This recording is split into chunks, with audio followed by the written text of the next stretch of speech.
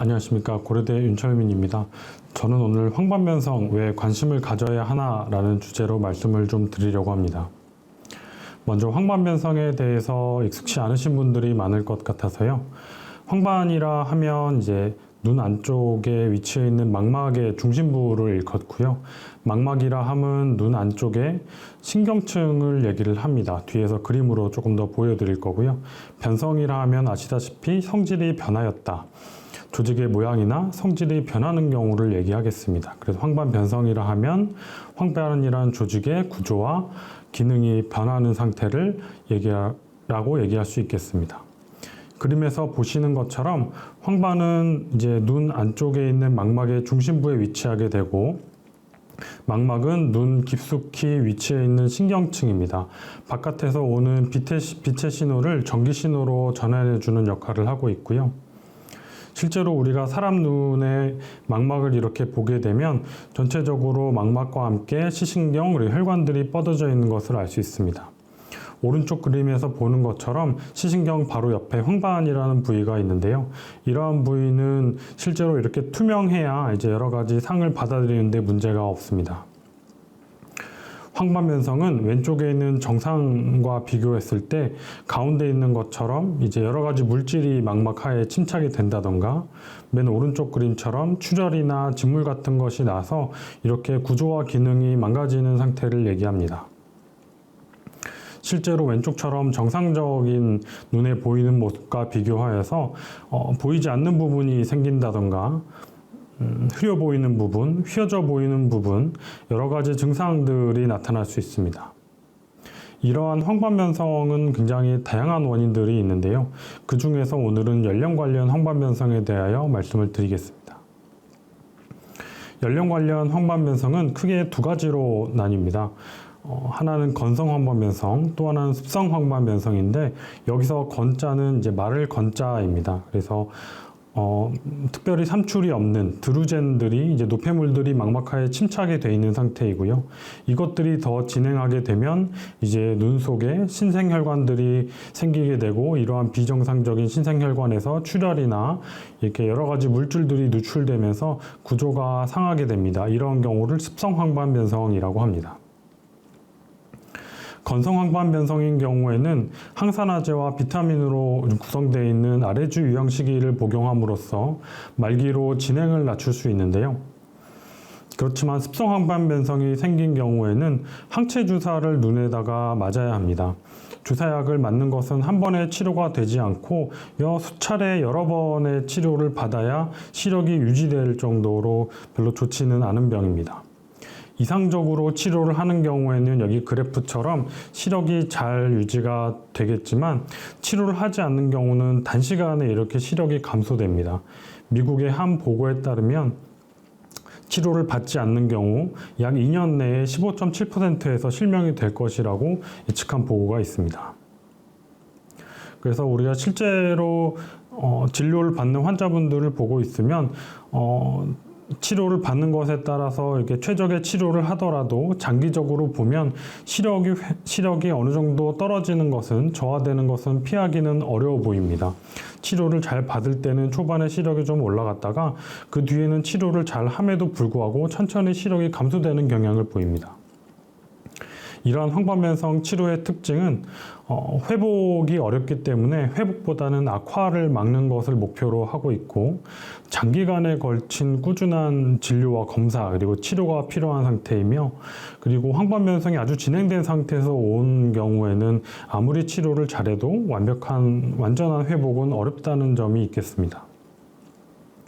그렇다면 한쪽 눈은 그렇다 치고 다른 한쪽 눈으로 살지 라고 생각하실 분이 있을지도 모르겠습니다. 하지만 많은 경우에서 양쪽에 발병을 하게 되고, 특히 한쪽 눈에 이미 말기 황반변성이 온 환자분들은 한 5년 안에 전체 43% 정도가 또 그 눈에도 황반변성이 생기는 것으로 알려져 있습니다. 이러한 황반변성이 생기는 원인에 대해서 여러 가지 보고들이 있는데요. 그 중에서는 노화, 연령을 가장 중요한 요소로 생각하고 있습니다. 우리나라 역시 지금 급격한 고령화에 들어갔습니다. 65세 이상 고령자가 2019년 전체 인구의 14.9%였는데 이것이 2025년에 20.3%, 2067년엔 거의 절반 가까이가 고령자가 될 것으로 예상되고 있습니다. 이러한 노화와 관련된 눈의 질환은 여러 가지가 있지만 그 중에서도 망막질환, 백내장, 녹내장 등이 있겠습니다. 이 중에 망막질환은 대표적인 만성질환으로 한번 발병을 하는 경우에는 굉장히 장기적으로 관리를 해줘야 되는 병 중에 하나입니다. 실제로 망막질환에 이환이 되어서 진료받는 분들은 매해 늘어나고 있고 황반변성도 그 추세를 따라가고 있습니다. 우리나라에서 2010년도, 2011년도에 국민건강영양조사를 통해서 말기 연령 관련 황반변성이 얼마나 있나를 조사를 해보았습니다. 65세 이상에서 초기 나이 관련 황반변성은 약 16.9%, 말기 나이 관련 황반변성은 약 1.8%였습니다. 당시 조사한 치매 유병률이 8.1%였던 것을 생각하면 그다지 적지 않은 유병률임을 알 수 있습니다. 이러한 시력장애가 개인의 삶에 미치는 영향은 잘 보이지 않으니까 경제활동도 당장 타격이 있을 것이고 옷 갈아입는 것, 식사하는 것, 여러 가지 활동, 일상활동에 문제가 생길 것입니다. 또한 이제 잘 보이지 않는다는 그런 이제 시력저하 때문에 오는 심리적인 위축, 또한 이러한 질환을 치료하는 데 들어가는 의료비로 인한 경제적인 부담 등이 있을 수 있습니다. 하지만 이런 것들이 고령자들의 이게 삶의 특성과 이렇게 같이 합쳐져서 이러한 것들이 개인 삶에 미치는 영향은 고령자에게서는 더욱더 크게 다가올 수 있습니다. 일례로 낙상의 경우에 지금 고령화와 더불어 정말 중요한 문제로 고려되고 있습니다. 전 세계적으로 예상치 못한 사고와 조기 사망과 연관된 주요 원인으로 간주되고 있는데 실제로 우리나라에서 대한안과학회에서 조사한 바에 따르면 낮은 시력 그리고 황반변성이 있는 경우에 낙상의 위험도가 높아지는 것으로 보고되고 있습니다. 또한 이러한 황반변성 환자들은 시력 저하로 인한 우울 증상이 잘 나타나게 되는데 특히 일상생활에서 다른 사람의 의지를 해야 될 정도로 시력이 떨어지신 분들은 정말 우울증의 확률이 높아진다고 보고가 되었습니다. 문제는 이러한 시력질환만 이 사람들이 앓고 있는 게 아닙니다. 고령자들이 대부분 만성질환을 가지고 있고 전체 노인이 가지고 있는 만성질환이 평균 2.7개에 달하고 있습니다. 시력질환뿐만이 아니고 다른 만성질환들이 여러 개 갖고 있다는 것은 이러한 시력질환으로 인해 이러한 질환의 관리가 더 어려워질 것이고 이러한 여러 가지 질환에 의한 이런 고령자들이 이제 부담하는 의료비들이 상승을 예상할 수 있습니다. 이러한 황반변성은 만성질환으로서 정기적인 그리고 꾸준한 진료, 검사 및 치료를 요구합니다.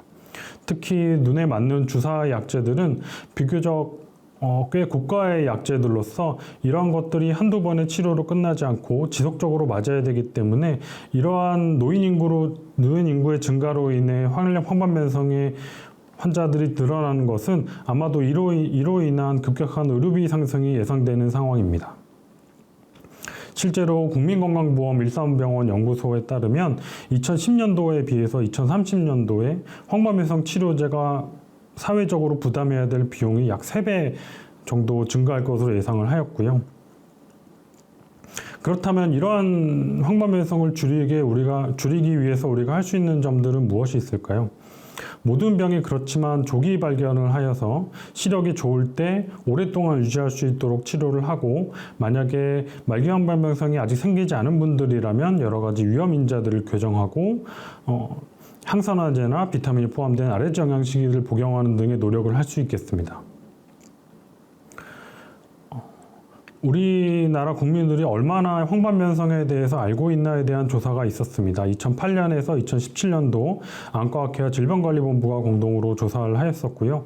국민건강영양조사 결과에 따르면 기존 결과들과 유사하게 나이가 많을수록 이제 연령이 높아질수록 황반변성의 유병률이 높아지는데 실제로 이러한 황반변성에 대해서 알고 있는 사람은 약 5%가 채 안 됐습니다.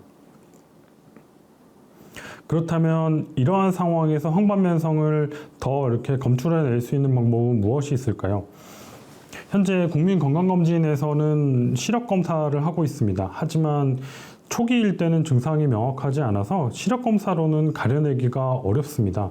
그래서 아직까지는 반영이 되고 있지 않지만 안저검사를 통한 조기 발견이 큰 도움이 될 것이라고 예상하고 있습니다. 정리하면 황반변성은 실명을 유발하는 대표적인 질환입니다. 고령자에게 호발하고 급속한 고령화에 따른 유병률의 증가가 예상되는 상황입니다. 난치성 질환으로 지속적인 검사와 치료가 요구되는 질환이며 이러한 것들은 특히 고령자에서 호발하는 것을 생각을 하면 개인적으로 그리고 우리 사회에 큰 문제로 다가올 수 있습니다.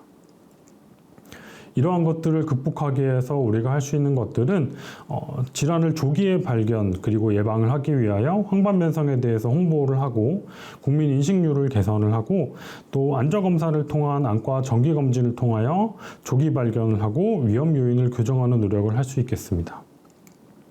그리고 질병이 이미 발병을 한 사람들에 대해서는 적절한 시기에 치료를 받을 수 있게 시스템을 구축하고 이러한 의료 비용 상승이 예상되는 상황에서 이에 대비한 의료 재원의 확보가 필요하겠습니다.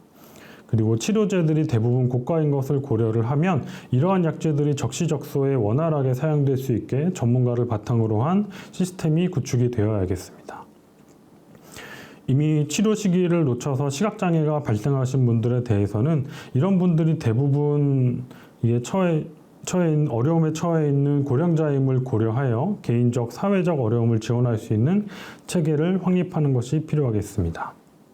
감사합니다.